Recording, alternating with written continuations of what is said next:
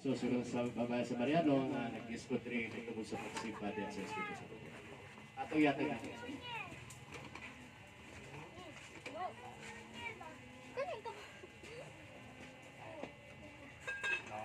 Una sa tanan, maayong puntagan natong tanan mga igsoon kang Kristo. So aneta, sa pag-alagat sa tuang buhi ka Diyos. Wala ta nag-alagat sa tao, kaya nga naman ang tao di mo nahatag sumunod. Atong kialagaran igsoon, kanang naghatag og kinabi sumala sa atong buya sa pulong, kung sumala pa sa Juan kapitulo 6, versikulo 73. Pasabot na siya sa to. Matod pa sa balaan nga Sarap kasulatan. sila. Ingon ang Hebreo, kapitulo 1, versikulo 1 hangtod sa 2. Ato lang sugdon sa una gyud igsoon. Ingon siya, sa daghan ug nakalain-laing mga paagi. Ang Dios misulti kaniadto sa karaan kapanahonan ngadto sa atong mga ginikanan pinaagi sa mga propeta. Natuman igsoon nganuman. Tukagi. Sumala pag isulti sa ato igsoon ang ato ang ministro Yunaro Taling Enero. Gugma.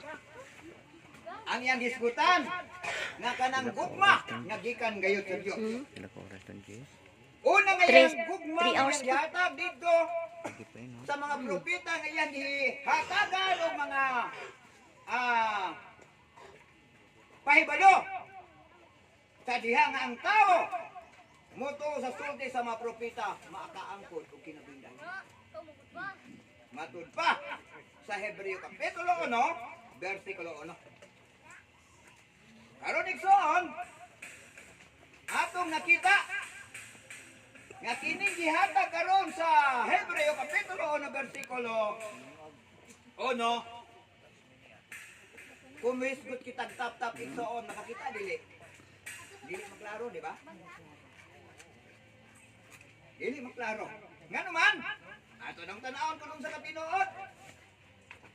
Matod ba sa ikaduhang Korinto? Ikaduhang Korinto?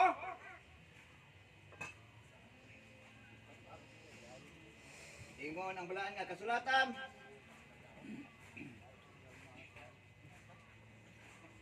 Ato lang tanawon. 14. Ingon siya, dito sa Hebreo kapitulo 1, versikulo 1. Giprove kini sa ikaduhang Korinto kapitulo 3, versikulo 14. Unsa kini gipahibalo nini, ingon siya, apan ang ilang mga salabutan nangagahi. Atong mga tao gud karon igsoon katong dito nagtan-aw dito sa kay naminaw sa kay Moises.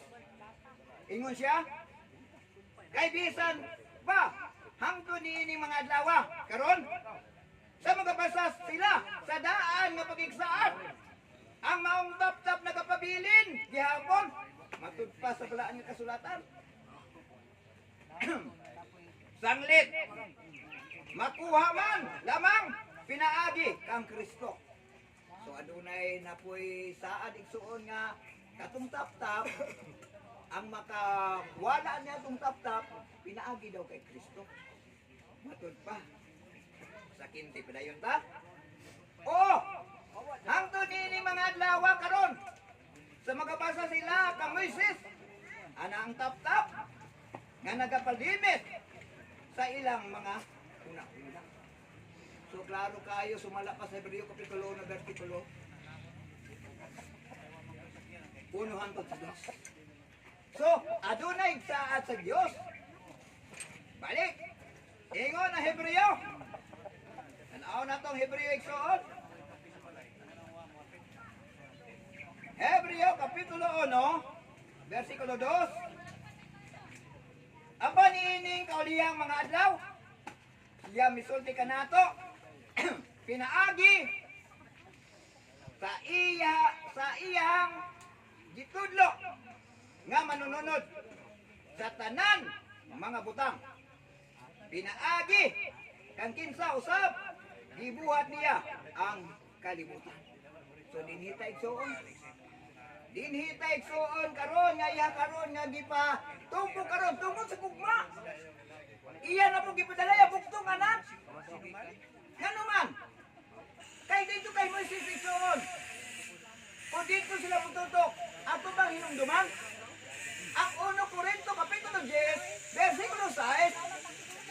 Mga igsoon, uso ba na siya?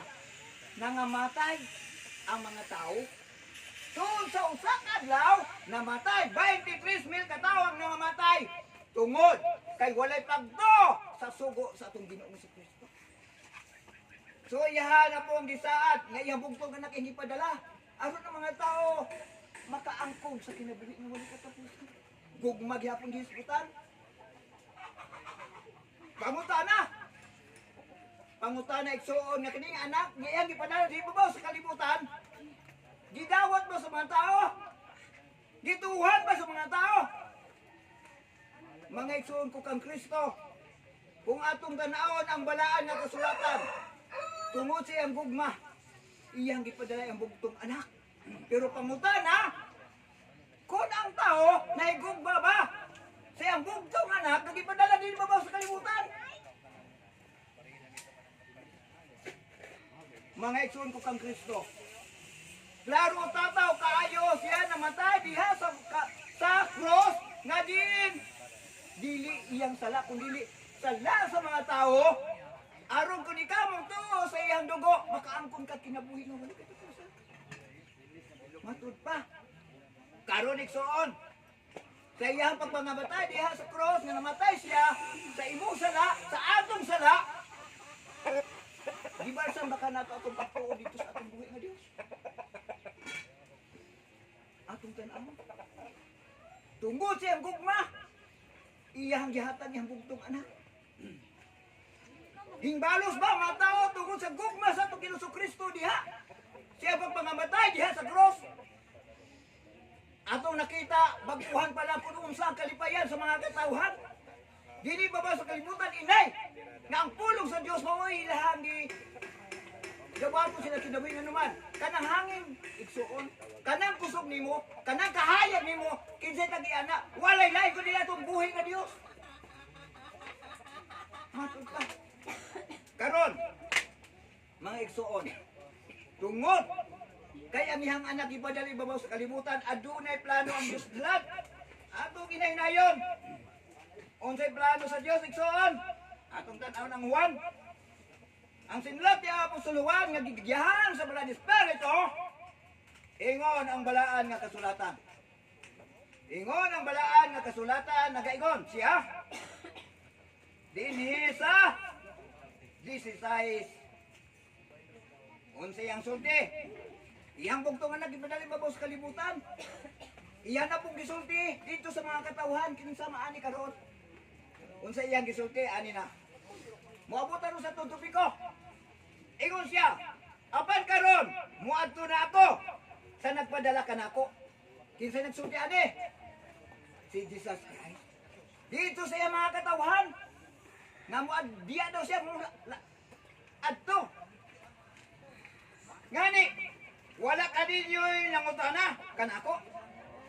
Asa man ikaw paingon. So aduna siya di pahibalo igsuon nga siya Mayang ta.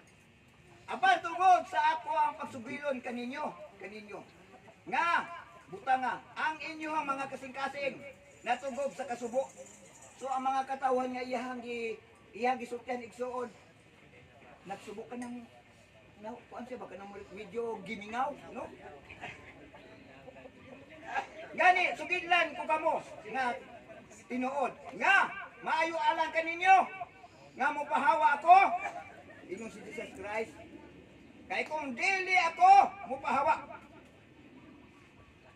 ang manglalaban dili mo anha kaninyo.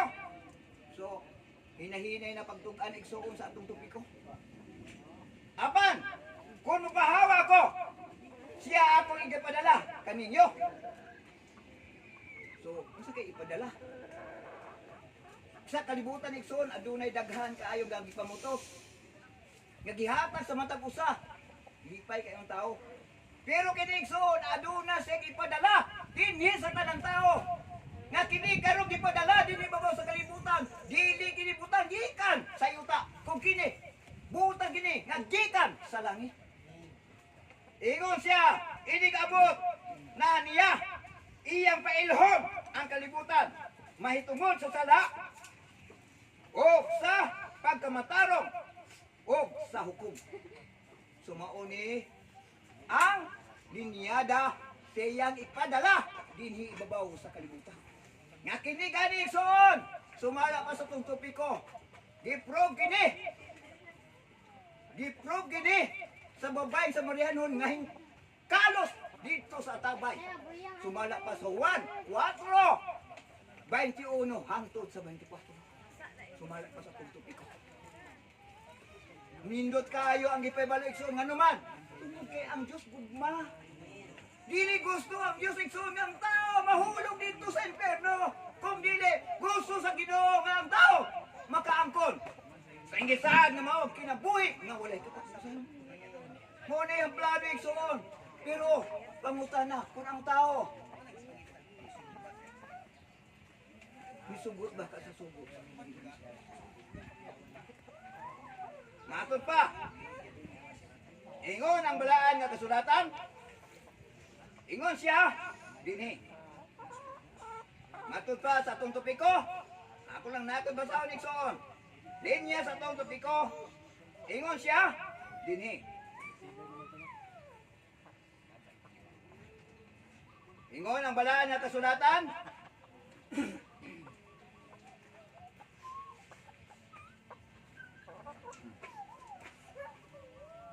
Ingon siya